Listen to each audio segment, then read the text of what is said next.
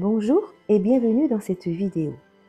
Dans ce nouvel épisode, nous allons découvrir un pays où plusieurs films ont été réalisés, dont Braveheart, Highlander, Outlander, Harry Potter. Ce beau pays est l'Écosse, de paysages magnifiques et grandioses. Nous prenons l'avion et nous décollons de Paris avec notre fille et son copain jusqu'à la ville d'Édimbourg. On vous emmène avec nous explorer ces lieux insolites de Scotland.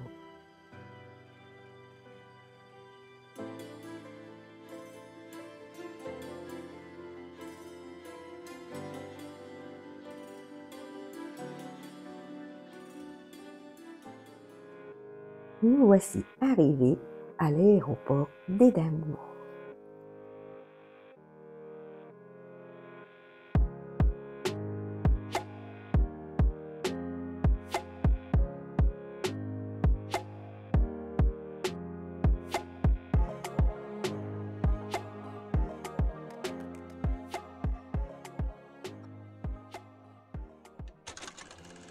Nous débutons l'exploration d'Édimbourg en passant par les jardins de Pencheth Street, où se trouve une fontaine construite en fonte et réalisée dans une fonderie proche de Paris.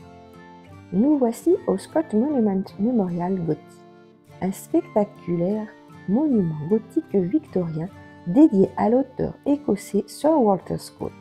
Il s'agit de l'un des plus grands monuments dédiés à un écrivain au monde. Musée situé au premier niveau et profitez d'une vue imprenable sur la vieille et la nouvelle ville d'Édimbourg. Nous voici à Old Town, la vieille ville d'Édimbourg, classée à l'UNESCO. Ces ruelles de pavés étroites, ces édifices médiévaux nous plongent dans l'ambiance écossaise.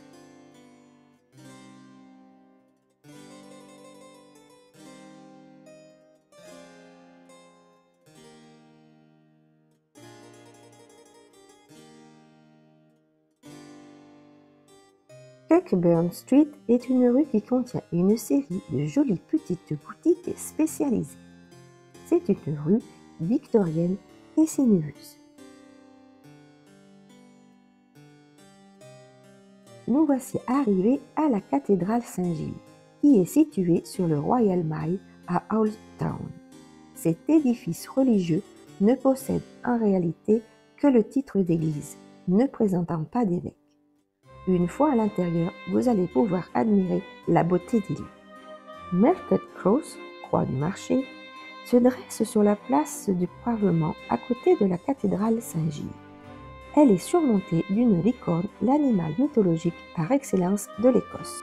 City Chambers est le lieu de réunion du conseil municipal de la ville d'Édimbourg. The Edinburgh Award, ce sont des empreintes dorées de main qui sont réservées aux personnes qui ont fait rayonner la ville d'Édimbourg, dont J.K. Rowling, l'autrice de Harry Potter. Mary King's Close est la ruelle la plus célèbre d'Édimbourg. On vous laisse découvrir, pour ceux que ça intéresse, la légende de cette histoire sur Internet. Et voici le musée des écrivains, au Ladies' Stairs Close, est un regard sur la vie des trois des plus grands écrivains de l'histoire écossaise. L'Université d'Édimbourg, une architecture magnifique, où vous pourrez admirer une vue panoramique. Et nous voici au château d'Édimbourg, une ancienne forteresse, qui est située dans le centre de la ville d'Édimbourg. Il fait partie des lieux les plus visités.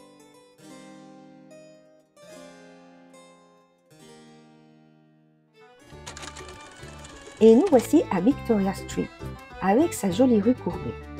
Une des plus jolies, les plus photographiées et visitées d'Édimbourg. Vous pourrez manger, boire et faire du shopping. Dans cette même rue, vous allez pouvoir découvrir le Muséum Pontet, pour les fans et non-fans de l'univers d'Harry Potter. Une boutique qui est à la fois un musée, un univers enchanteur magique. À travers notre balade, nous découvrons de petits passages étroits et mystérieux. Puis, à un coin de rue, un joueur de cornemuse nous transporte vraiment dans ce beau pays.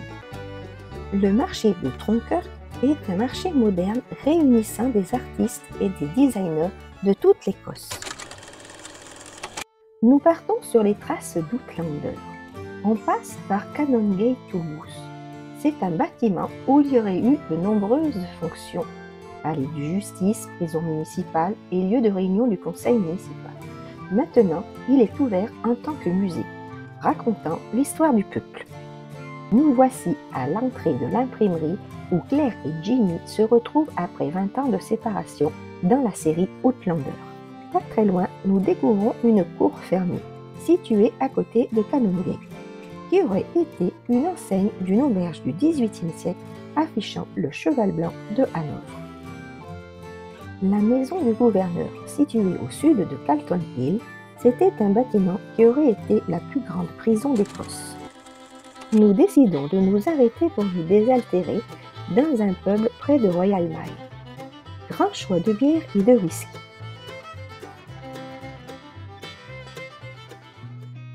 Le cimetière de Greffriard.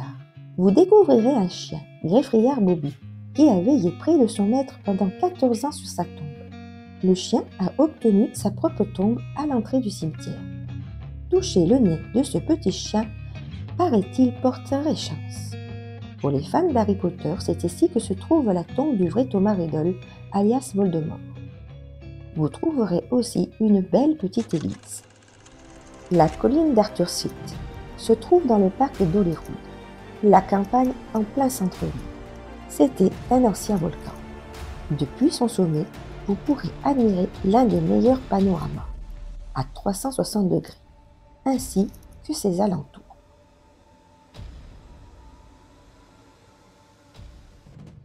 On surplombe la ville d'Édimbourg, les colonnes de Calton Hill, le port de Force, la mer et les champs.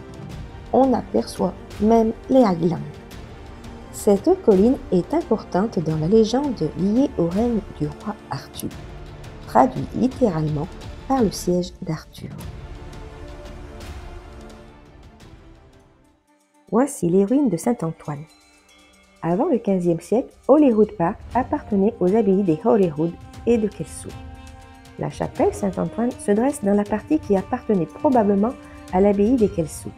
L'origine et l'histoire de la chapelle sont obscures, mais elle a certainement été construite au début du XVe siècle. Une belle ruine avec un lac en arrière-plan, le Loch Sainte-Marguerite, où vous trouverez oies, cygnes et canards.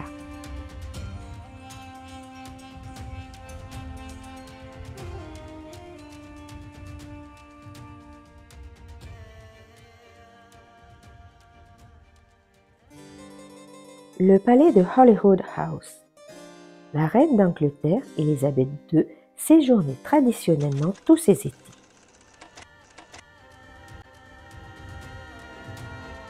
La colline Calton Hill, un lieu incontournable à découvrir. Classé au patrimoine mondial de l'UNESCO, c'est un endroit magique pour se balader et admirer la capitale. Vous trouverez de différents monuments d'inspiration grecque, dont le Monument National, un emblème architectural inachevé. À 171 mètres d'altitude, vous verrez la tour Nelson Monument.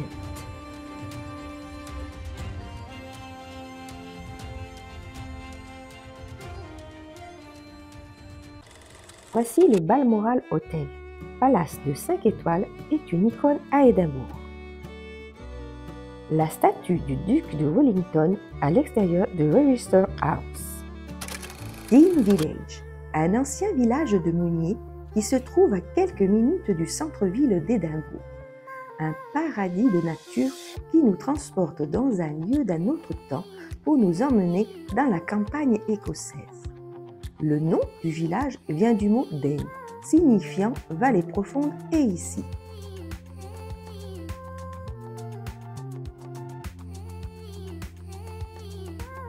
En empruntant une passerelle, vous passerez au-dessus de la rivière Water of Lace.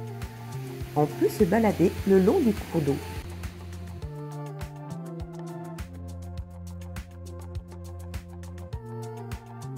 L'impressionnant pont Dean passe au-dessus de la rivière Water of Lace. chef-d'œuvre de Thomas Telford.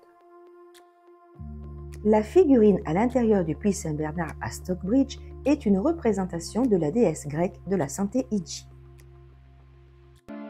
Puis, on arrive à Circus Lane, à Stockbridge, l'une des rues les plus séduisantes d'Édimbourg.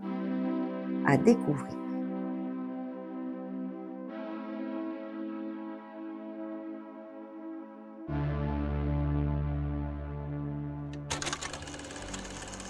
Nous montons à bord du Britannia, ancien palais flottant. Nous partons sur les traces de la famille royale britannique, l'un des bateaux les plus célèbres du monde. Une superbe visite avec un audioguide français. À ne pas manquer. Nous voilà arrivés à la fin de cet épisode. N'oubliez pas de vous abonner pour ne pas rater la suite de cette découverte sur l'Écosse. Les prochaines vidéos seront avec des paysages grandioses. Mettez le petit pouce en haut, un ou des commentaires, ça nous fera toujours plaisir. Merci à vous et à bientôt pour de prochaines découvertes.